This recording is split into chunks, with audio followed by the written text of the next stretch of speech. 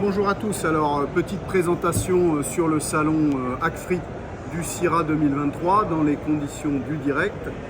On va présenter maintenant, après la version Connected Chill, on va présenter le Wi-Fi Touch, c'est-à-dire les sondes sans fil. Alors le boîtier, j'avais déjà eu l'occasion de le montrer, il est comme celui-ci, un petit boîtier qui va s'accrocher sur le côté du chariot et qui va être connecté à une sonde à piquer, donc une sonde qui va aller à cœur du produit, et également, et c'est nouveau, sur le boîtier une sonde d'ambiance. Ce boîtier est rechargeable avec une nouveauté, c'est qu'il n'y a plus besoin de le connecter. On va tout simplement le poser, voilà, sur un chargeur à induction, ce qui fait que la charge va être très rapide. On va être sur une charge d'environ 10 minutes pour une capacité qui va dépasser 24 heures. Voilà, donc ça c'est la nouveauté sur le chargeur. On va venir maintenant sur les fonctionnalités. Je vais poser la sonde et je vais vous montrer sur l'écran les fonctionnalités. Alors, là, on se retrouve sur l'écran d'affichage. Petite parenthèse à propos de l'écran. Là, vous avez un écran très large de type panel PC, très confortable. C'est une possibilité. Il existe des possibilités d'écrans plus petits, d'écrans durcis, de tablettes mobiles, de smartphones. Bref, tout type d'écran tactile, mobile. Je dis tactile, ce n'est pas une obligation. On peut même imaginer de le faire sur un PC classique. Voilà. L'idée quand même, c'est d'avoir ce dispositif à proximité de l'appareil sur lequel on va travailler. Vous l'avez compris, les sondes radio, ça permet de rentrer dans le tunnel et de rentrer au fur et à mesure, donc en fonctionnement de type continu.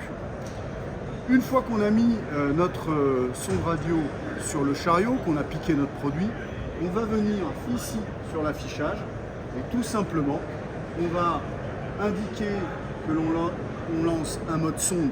Concrètement, ça veut dire qu'on va être prévenu quand la température à la sonde à piquer aura atteint l'objectif. Alors pour ceux qui font du refroidissement rapide, c'est lorsqu'on a atteint les fameux 10 degrés à cœur. Et on va, et c'est tout l'intérêt de ce dispositif, être capable d'identifier le produit. On va l'identifier soit en l'écrivant, soit tout simplement en allant le chercher dans une liste. Alors j'ai pris poulet rôti, je vais prendre lasagne pour changer. Voilà. On va identifier le produit. Ce n'est pas une recette, c'est une identification. Imaginez que vous mettiez une étiquette sur votre produit. Et ensuite, on va tout simplement démarrer le cycle. Le démarrage du cycle va se caractériser par ce passage en bleu du module. On retrouve la température à cœur en temps réel, hein, la température ambiante, le produit, la durée depuis le démarrage et au passage la charge de la batterie. Donc ça c'est, je dirais, l'écran qui va servir à piloter. Piloter, c'est-à-dire décider quand la température est atteinte, quand on peut se permettre de sortir le produit. C'est évidemment interfacé, et vous allez le voir tout de suite, avec le logiciel.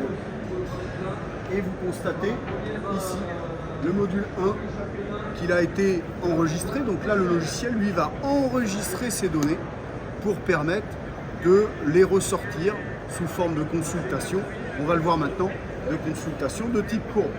Alors je vais aller chercher, pour vous montrer la courbe de mesure. Donc la courbe de mesure, je vais aller chercher mon module numéro 1 et je vais choisir, alors volontairement, la journée d'hier, ici, puisqu'hier on a fait des cycles en conditions réelles pour que ce soit plus visible.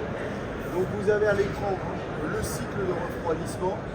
Vous voyez que je peux facilement zoomer sur ce cycle et puis je vais pouvoir travailler ma courbe. Je vais être capable de récupérer mon information avec le nom du produit qui est remonté. Je vais pouvoir ensuite aller placer des repères de temps, tout simplement, comme vous le voyez là. On va pouvoir également mettre des repères de température. Alors on va faire exprès, on va aller chercher le fameux 63 et puis on va aller chercher le 10 degrés.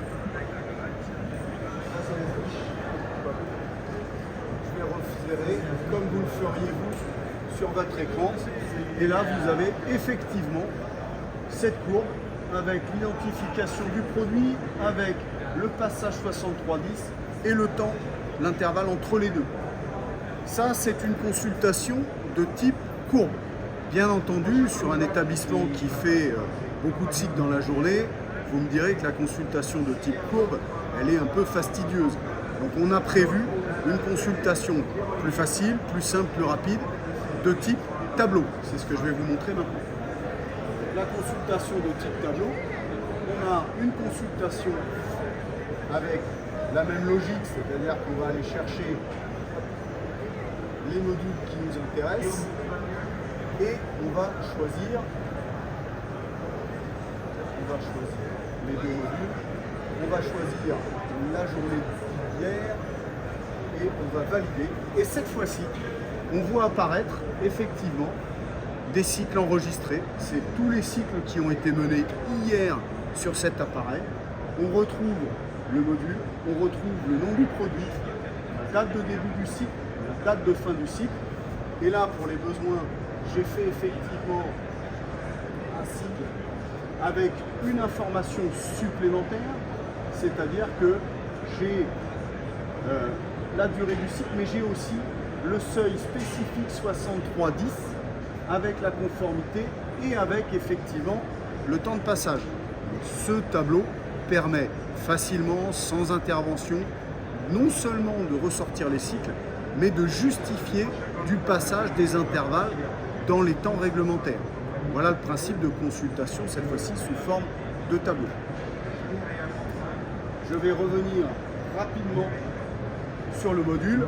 Quand le cycle est terminé, bien entendu, on a un affichage signal visuel et sonore, et on va avoir la main pour, lorsqu'on va terminer le cycle, valider manuellement que le cycle est conforme ou non conforme, et vous retrouverez, vous l'avez vu précédemment, cette information dans le tableau.